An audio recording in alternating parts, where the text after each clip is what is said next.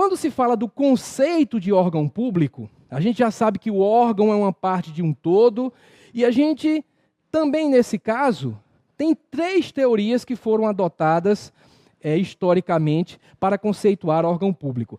Claro, alguns poderiam até invocar a ideia de que eu poderia ser mais direto, partir diretamente para a teoria que prevaleceu. Entretanto, nas provas de direito administrativo, tem sido muito comum, se abordar as outras teorias, você tem que conhecê-las para dizer que elas estão erradas. Muitas vezes, por exemplo, pegam 2 teorias que não prevaleceram e trocam os conceitos. E apesar de elas não prevalecerem na prática, elas têm um conceito e você tem que conhecer os conceitos para saber se o conceito que foi colocado pelo examinador foi um conceito certo ou um conceito errado. Então, dentro dessa linha, 3 teorias. A teoria subjetiva, a teoria objetiva e a teoria eclética. A teoria subjetiva, veja, subjetiva, se liga ao sujeito, à pessoa. A ideia era dizer, olha, o órgão é o próprio agente público.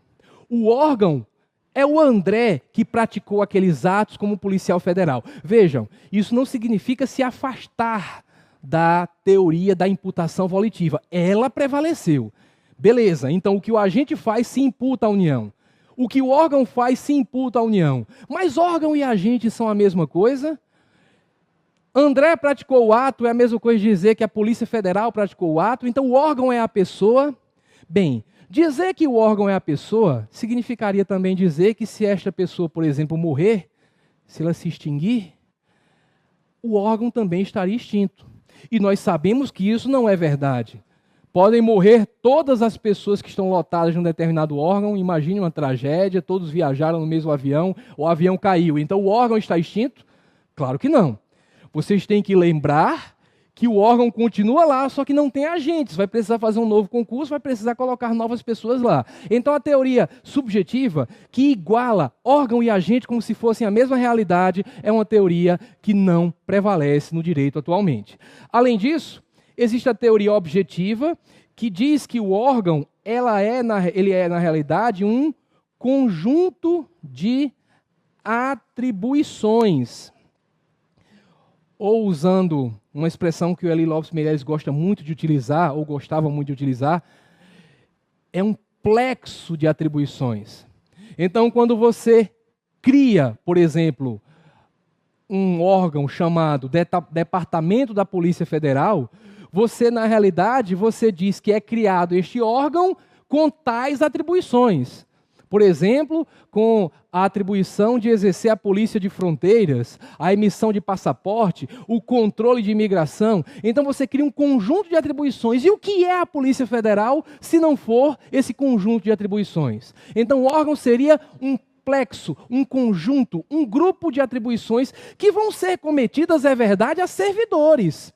Mas o órgão não é o servidor. O servidor é o agente público que exerce aquelas atribuições por esta necessidade física, fática, de que existe uma pessoa concreta, existente no mundo, que vá praticar aqueles atos em nome da pessoa jurídica abstrata, em nome do qual ela está agindo, certo? Então a teoria objetiva diz que o órgão é um conjunto de atribuições. E a teoria mista, claro, pelo próprio nome nós já vemos que é um misto entre essas duas teorias, teoria eclética tenta juntar as duas coisas, ela diz que o órgão seria a soma das duas coisas. Seria o conjunto de agentes mais o conjunto de atribuições. Só existiria órgão se existissem as duas coisas. Só que nós já falamos que se os agentes desaparecerem, o órgão não desaparece. Percebam que se nós usarmos a teoria eclética, como ela diz que para a existência do órgão tem que existir as duas coisas, a falta de uma delas faria com que o órgão desaparecesse. Por isso ela não prepondera. Um raro caso, não é, em que não prepondera a teoria do meio, porque normalmente um autor fala de uma coisa, outro fala de um outro posicionamento diametralmente oposto, e prevalece como aquele que deu a resposta para aquele drama, para aquela questão, prevalece a teoria do meio. Nesse caso, a teoria eclética não prevaleceu. Nesse caso, como está aqui destacado, a teoria objetiva é que prevaleceu no direito brasileiro. Porque a definição que é dada para órgão hoje, universalmente aceita, e eu vou usar aqui aquela dada por Eli Lopes Meireles, porque simplesmente é aquela que mais aparece nas provas de concurso público, diz que os órgãos públicos são centros de competência. Quando eu falo em competências, eu falo em atribuições. Não estudamos ainda na sequência dos nossos capítulos os atos administrativos, mas quando estudarmos, vamos lembrar de algo que quem já estudou lembra com facilidade.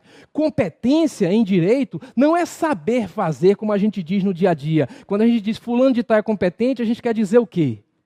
A gente quer dizer que fulano de tal sabe fazer bem determinada coisa. Só que em direito é competente quem tem o poder, tem a atribuição legal para fazer aquilo dali.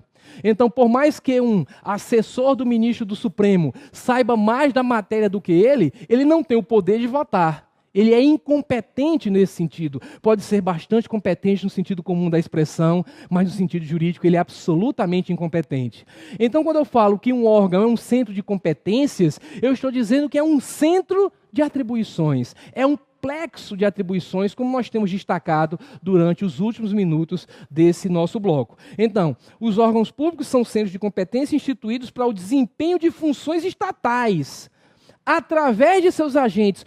Percebam que os agentes aparecem aqui na definição, porque, obviamente, é necessária a presença do agente para que a gente diga que a atividade vai ser exercida. Mas, na definição, o agente aparece apenas exercendo concretamente a atribuição. Ele não é um elemento essencial para a existência do órgão, porque o órgão é o centro de competências, o centro de atribuições, o plexo de atribuições. Então, quando se diz nessa frase, órgãos públicos são centros de competência, nisto daqui, nesta frasezinha aqui destacada, eu estou usando a teoria objetiva, porque eu não estou fazendo a existência do órgão depender dos agentes. Agora, claro que tais funções são exercidas por agentes públicos cuja atuação é imputada à pessoa jurídica a que pertencem. Quando eu usei aqui a palavra imputada, eu usei a teoria do órgão, ou da imputação volitiva. Com isso, a gente chega à fundamental definição de órgãos públicos, nós nos utilizamos das duas teorias que, como foi visto, prevalecem no direito brasileiro e sobre elas não pairam mais quaisquer dúvidas. Podem existir dúvidas de algumas pessoas no âmbito acadêmico que defendem uma outra teoria. Mas se você se prepara para a prova de concurso público, se o seu objetivo é esse, você sabe que na prática você vai ter que adotar como verdade as teorias que prevaleceram.